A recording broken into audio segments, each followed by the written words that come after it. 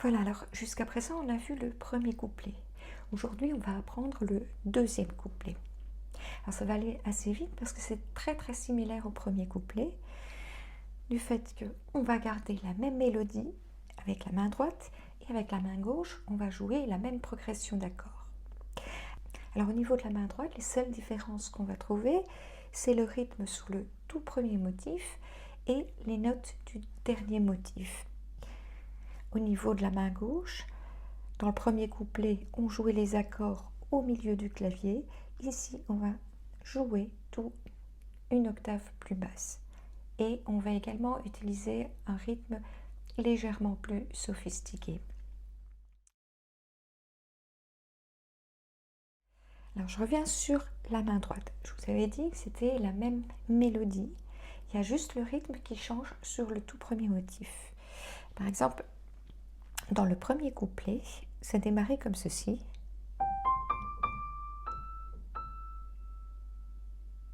Dans le deuxième couplet, on va garder exactement les mêmes notes, mais toutes les notes auront la même durée, donc ce sont toutes des croches. C'est donc beaucoup plus lent que dans le premier couplet. Pour la suite de la mélodie, c'est identique.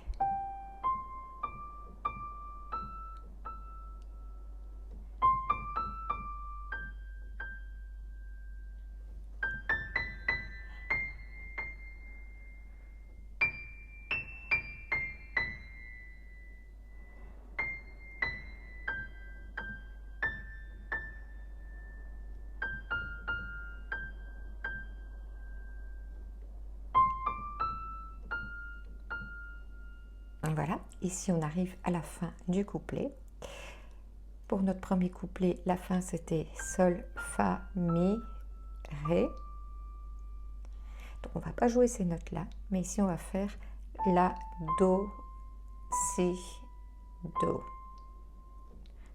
Comme ceci, j'enchaîne avec le motif précédent.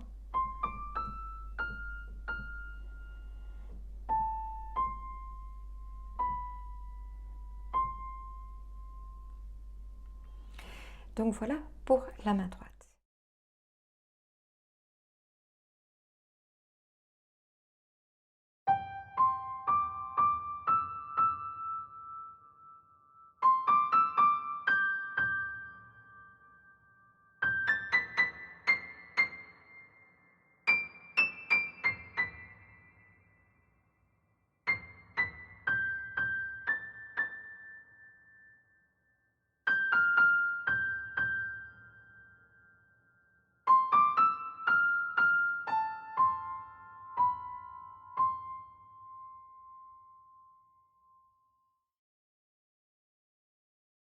Passons maintenant à la main gauche.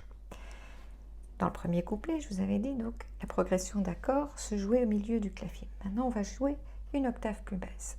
On va jouer les mêmes accords. Donc le premier, c'était Do, Sol, Mi. Et pour chaque accord, on jouait 3 notes. Mais ici, on va faire l'accord un peu plus long en continuant un balancement entre la deuxième et la troisième note. Donc comme ceci.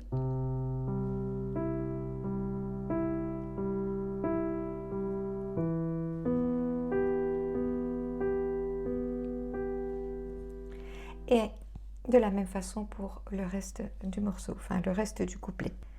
Je vous montre avec la main droite pour la synchronisation.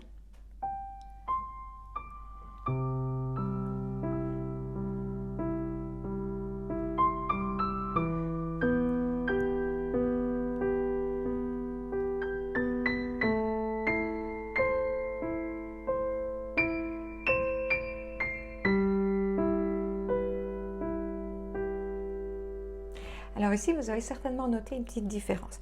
Déjà, quand j'arrive au triolet, qui a un rythme très différent du rythme qu'on joue avec la main gauche, pour ne pas s'embrouiller les pinceaux, qu'est-ce qu'on fait? On arrête de jouer notre motif avec la main gauche. Donc je reprends au motif précédent.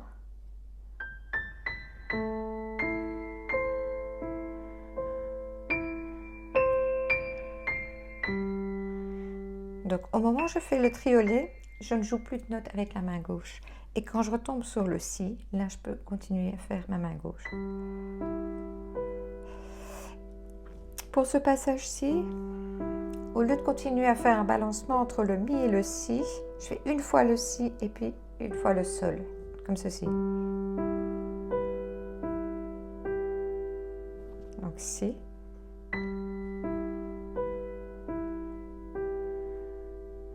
Je reprends ce passage, ce qui est un peu plus compliqué.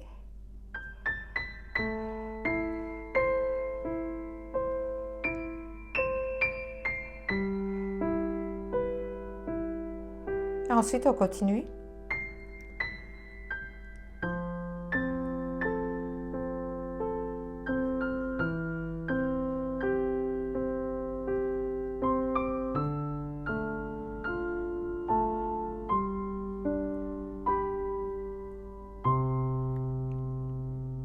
Alors pour la fin, donc avec le la, do, si, do, main droite, on a notre accord de ré qui commence.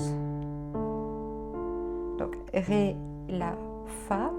On revient sur le la, mais au lieu de refaire ici un fa ou un ré, on continue avec le sol, sol, ré, sol, et on finit sur le do.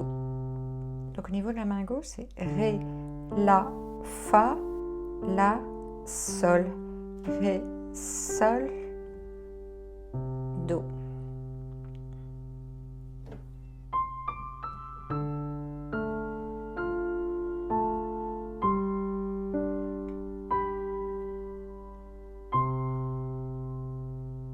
Et en terminant ici sur des dos, on a une impression de fin. Donc si vous voulez jouer une version courte du morceau, c'est le moment idéal de s'arrêter, puisqu'ici on entend comme une fin du morceau. Maintenant, si vous voulez jouer le reste du morceau, avant de passer au troisième couplet qui est également très identique, il faut mieux passer par un pont, ou ce qu'on appelle en anglais un bridge.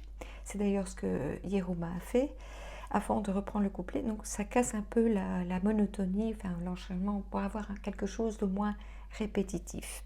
Alors, dans la prochaine partie, on va voir justement ce bridge.